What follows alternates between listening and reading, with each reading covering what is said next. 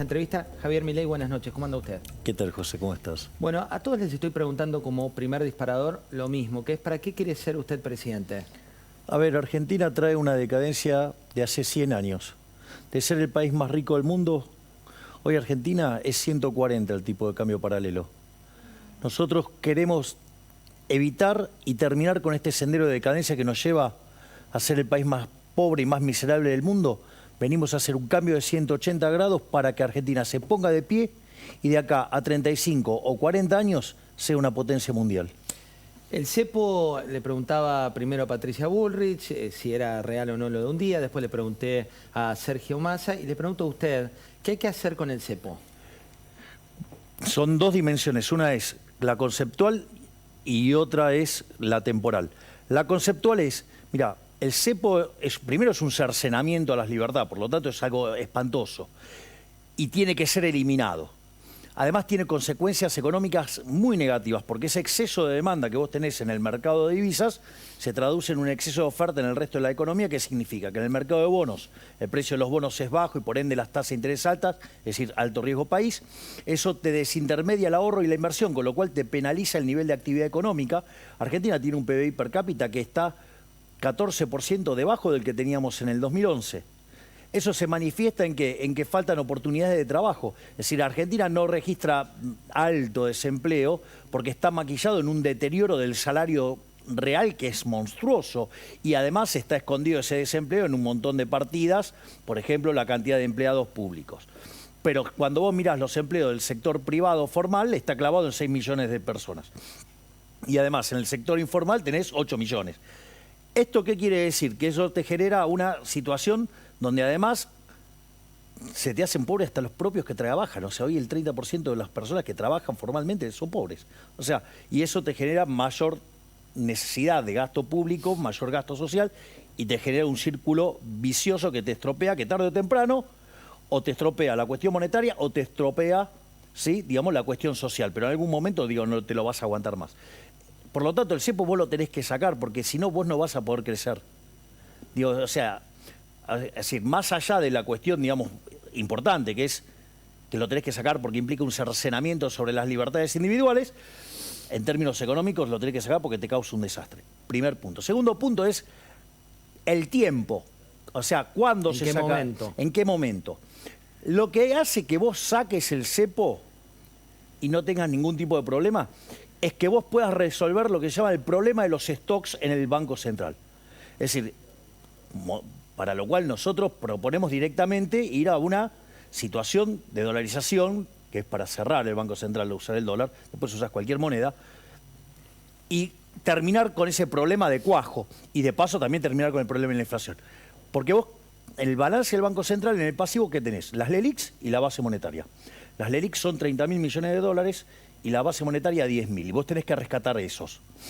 En realidad, con lo que tenés de reservas, ¿sí?, en términos de oro, en términos de BIS, en términos, o sea, Basilea, en términos de DEX, en términos de CEDESA, todo eso tenés cerca de 10.000 millones de dólares, con lo cual, con eso rescatás la base. Y después tenés títulos públicos por el equivalente de 90.000 millones de dólares face value, que a mercado valdría un tercio, y con eso vos podrías rescatar las LELIQs. Y de esa manera, vos automáticamente desaparece el cepo. Nosotros tenemos distintas alternativas para hacer eso. Hay una alternativa que es, que nosotros de hecho para esa conseguimos el financiamiento, donde vos entregás esos títulos públicos, ¿sí?, que es para estar a un tercio de valor. ¿Y qué es lo que pasa? El riesgo más grande que tiene Argentina siempre es el riesgo moneda. Entonces, si vos baja el riesgo moneda porque desaparece, porque no vas a devaluar más, si al mismo tiempo el rebote que te genera una estabilización hace que tu riesgo de contraparte o tu riesgo de crédito baje, y con todo esto baja el riesgo tasa de interés, quiere decir que el riesgo país se te desploma, con lo cual esos títulos van a valer un montón de plata. Es decir, esa es una solución rápida y que la tenés disponible. Hay otras soluciones, por ejemplo, como la que ensaya Emilio Campo, que es que esa ganancia de capital quede mayoritariamente dentro de las arcas públicas para que puedas bajar la deuda neta y mejorar todavía más el perfil de crédito del país. Son distintas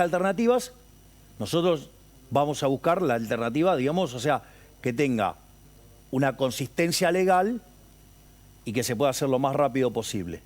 En el plan que has presentado, un plan que tiene distintas etapas, una de las cuestiones que cambió o que evolucionó, por llamarlo de alguna manera, es que hay como distintas llaves, ¿no? Que van abriendo, no decís voy a liberar el cepo desde el primer día, sino decís tiene que pasar A, B, C y D para que eso destrabe lo siguiente. Y una de las cuestiones... En realidad siempre lo plantea así, siempre dice gala de la secuencialidad, que maliciosamente o por ineptitud e incompetencia hayan dicho que yo dije una cosa que no era la que dije para criticarme con eso, digo, ya sabemos de esto de lo que es fraccionar videos, cortar videos, digamos, y hacer lo que se llama la falacia del hombre de paja. Digo, muy extendido, digamos, en los medios. Hoy hablando concretamente de eso, hay un debate respecto de reforma laboral y leyendo tu propuesta lo que decís es, propongo implementar el modelo de la UOCRA. ¿En qué consiste? Es ir a una suerte de sistema de seguro de desempleo. Es decir, vamos a ir 2 pasos para atrás porque es importante para entender esto. A ver, suponete lo siguiente, vos no querés, cuando salís con el auto, chocar. No querés chocar, o sea, y tenés aversión al riesgo. Bueno, vos podés hacer 2 cosas con eso. Podés comprarte un montón de seguros, podés comprarte, no sé, doble airbag, digamos, el motor que se despide, ¿sí? Y vos cuando haces eso, ¿jodés a alguien? No. O sea, es tu decisión, o sea, es vos sobre tu propio cuerpo. Exactamente, o sea, tu aversión al riesgo vos la resolvés con seguros. Ahora, vos la podrías resolver de la manera bestial, que es como lo resuelve Argentina, que es prohibirle a todos los demás que anden por la calle, lo cual es una locura. Bueno, toda la regulación laboral en Argentina está pensado bajo esa lógica. Es decir, es un conjunto de regulaciones que hace que sea imposible contratar trabajadores. Es decir, lo único que hacen es destruir trabajo. Y eso, y además tenés la industria del juicio y todas las penalidades que hacen que, digamos, si vos despedís a un trabajador, quizás la empresa te quiebra. Esa es la regulación que tenés hoy. Entonces, y en realidad lo que vos necesitas es un seguro. Entonces, te pasas a un sistema de seguro de desempleo, digo, como es el de la UOCRA, que digo, todos los meses dejan una parte, pero lo que nosotros proponemos es darle mayor profundidad financiera. Entonces vos fíjate que esto es muy interesante, porque hoy el mercado de trabajo formal del sector privado son 6 millones de personas. Y esto te permitiría, ¿qué? Ir a 14 millones de personas. ¿Y quiénes serían los principales interesados de pasar de este sistema que no funciona a un sistema que sí funcione? Bueno, en primer lugar los sindicalistas, ¿no? ¿Por qué? Porque ven que en una economía que no crece, que no genera puestos de trabajo, que el salario real se viene desplomando sistemáticamente, la izquierda le está comiendo las bases. Por lo tanto, tienen el modelo de negocio en jaque. Por otra parte, las compañías de seguro van a decir, pará, acá hay un negocio de 8 millones de personas.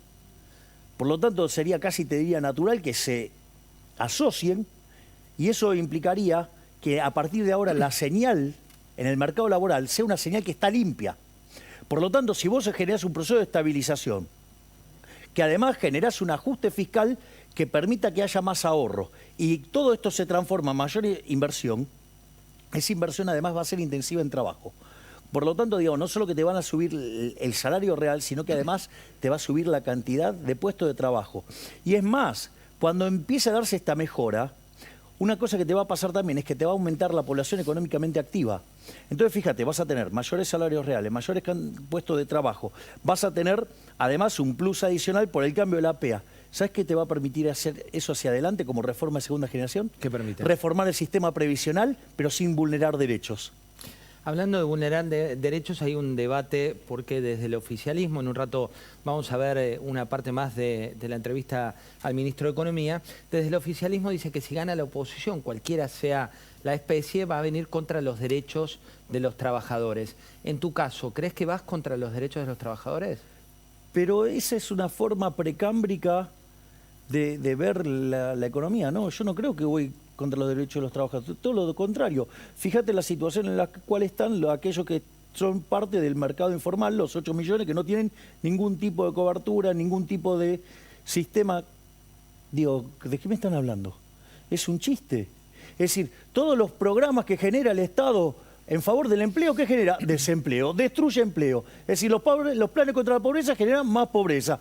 Entonces, digo, hay que ver qué son los derechos. Para mí, digamos, o sea, yo soy liberal, entonces, y desde mi perspectiva el liberalismo, que siempre cito la definición de nuestro máximo prócer, Alberto Venegas Lynch, hijo, que es El liberalismo es el respeto irrestricto del proyecto de vida del prójimo basado en el principio de no agresión y en defensa del derecho a la vida, a la libertad y a la propiedad. Entonces, que venga a explicarme de qué derecho está hablando, porque digo, ¿qué es un derecho? Por un salario mínimo. Un salario mínimo, ¿sabes lo que hace? Bueno, digamos, en principio intenta ir contra el derecho de propiedad de la empresa, con lo cual lo que va a hacer es, en dinámica, además te va a destruir puestos de trabajo, o sea, con lo cual te genera un problema hacia adelante, destruyéndote puestos de trabajo. En el corto plazo también te genera problemas. ¿Por qué? Porque ¿qué es lo que hace? Te deja con menos puestos de trabajo, porque al tener un salario mínimo te genera desempleo, ¿sí? Y además ese desempleo, ¿a quién te crees que le pega más? A aquellos que estaban dispuestos a trabajar por menos de eso. Por lo tanto, digamos, o sea, fíjate la cantidad de desastre que es. A eso es dar derecho, es decir, agarrar y tirar vulnerables a la calle para que se conviertan en esclavos del Estado. ¡Ey! Digamos, ¿por qué no empezamos a decir de qué hablan cuando hablan de esas cosas?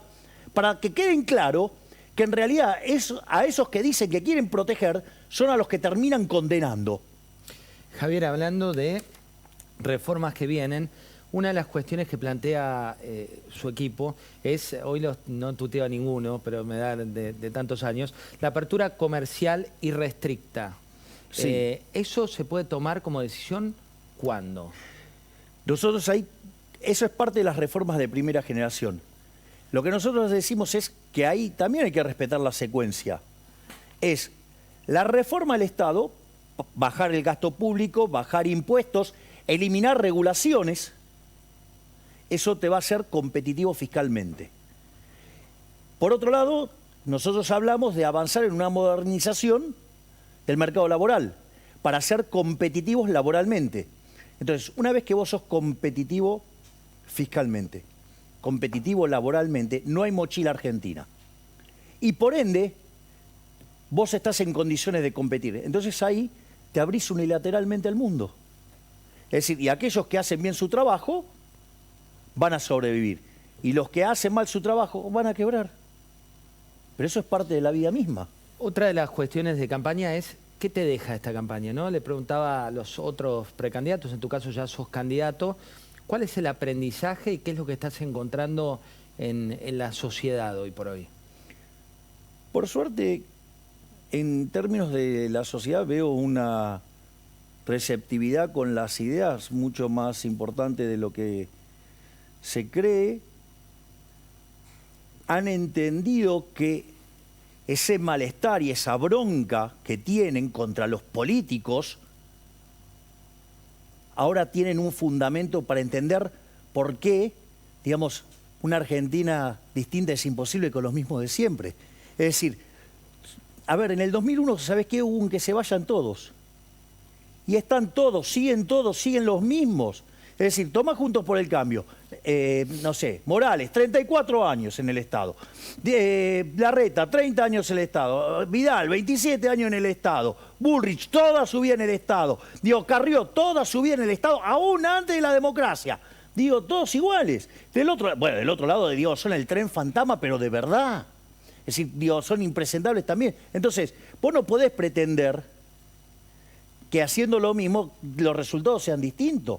Bueno, eso es lo que está pasando. Y la gente se está dando cuenta que el gran problema de Argentina es que la solución está en manos del problema. Y si vos no, que son los políticos, o sea, los políticos en Argentina son parte del problema, no de la solución. Yo te hago una pregunta. Si vos haces mal tu trabajo y tu rating se destruye, ¿vos qué crees que va a pasar con vos? Te puede tener mucho cariño, digamos, la empresa, todo, pero te va a echar. Hubo ministros que hablaron con el corazón y con qué le contestaron. Como corresponde, con el bolsillo, digamos. Eso, bueno, ¿y qué querés? Lo dijo un radical. Digo, ¿qué podías esperar de un radical que no sea un disparate? Entonces, que fue Pugliese, en la previa de la hiperinflación de Alfonsín. Entonces, la realidad es que si vos haces tu trabajo, ¿cuánto te pueden sostener? 6 meses, 1 año, pero tarde o temprano te van a echar. Bueno, acá tenés tipos de un lado y del otro que hace 40 años que vienen fracasando todo el tiempo y te dicen, no, esta vez va a ser diferente, esta vez va en serio, y que antes era en joda. ¿Me comprendés lo que te digo? Sí. Es decir, ¿cómo crees que vas a poder cambiar con gente que se beneficia de este sistema que lo empobrece a los argentinos de bien y favorece a la basura de los políticos. Olvídate, no va a ocurrir, no va a ocurrir. Ninguno de estos, ni los de Unión por la Patria, ni los de Juntos por el Cambio, van a hacer los cambios. ¿Por qué? Porque los cambios que hay que hacer tocan a sus intereses. Entonces ellos no van a ir contra sus propios intereses. Por eso, digo, o sea, que me digan outsider, es como, ¿me o sea, gracias. Porque me lo dicen como insulto. Yo les diría gracias por decirme outsider. Porque soy el que vine a romper el statu quo. Porque sí puedo hacer la reforma. Porque yo no vivo del Estado. Cuando desde la política te dicen que sos una fase también de la política, digo, que formás parte de la política tradicional, ¿qué respondés? Parece una payasada, porque el único que, digamos, verdaderamente quiere hacer cambios sustanciales soy yo. Vamos a ponerlo en serio. El único que hizo una propuesta seria, con un programa en cada una de las áreas de gobierno, digamos, somos nosotros, La Libertad Avanza. Todos los demás están zarazaseando o copiándose, digamos, de manera impropia y poco consistente de las propuestas. Hablando de resultados, Javier, ¿esperabas mejores resultados en las provincias? ¿Esperabas que sin tu cara o tu nombre adelante de la fórmula los resultados fueran los que resultaron? A ver, vamos. Lo primero que hay que entender es que, digo, no se puede hacer una extrapolación de esas características. Digo, a ver, el propio Macri antes de ser presidente perdió en 11 provincias. Así que, ¿de qué estamos hablando? Y eso no le imposibilitó ganar. Primer punto. Segundo punto es, hay algo muy interesante y es un tema bastante delicado. Cuando vos vas a votar, es como un acto de confianza a quien le estás trasladando el voto. Sí, trasladás esa confianza. Exactamente. Y ese es un proceso bastante complejo. Y hay uno que es todavía muchísimo más complejo, que a esa persona que vos en su momento le habías trasladado el voto te diga, andá y votá por decirlo de alguna manera. De manera indirecta o de manera directa. Y eso es otro estadio más. Entonces, ¿qué es lo que pasa? Es muy difícil que eso vos lo puedas lograr en una fuerza tan joven como la nuestra, porque digamos, nosotros esto lo hicimos en 3 años. Javier, cuando hablamos de proyectos y hablamos de futuro, digamos, eventualmente, ¿qué es lo que ves más complejo de llevar adelante si eventualmente ganara la elección? Mirá, a mí no me importa, digo, cuán complejo o no lo pongan, o sea, yo no lo voy a dejar de intentar, que es lo significativo, es lo importante. Es decir, no solo que yo sé lo que hay que hacer, sé cómo hay que hacerlo, sino que además tengo la convicción para hacerlo. Es decir, nosotros en paralelo a todo lo que es la reforma de primera generación, planteamos la reforma monetaria y financiera que a la postre termine con el Banco Central.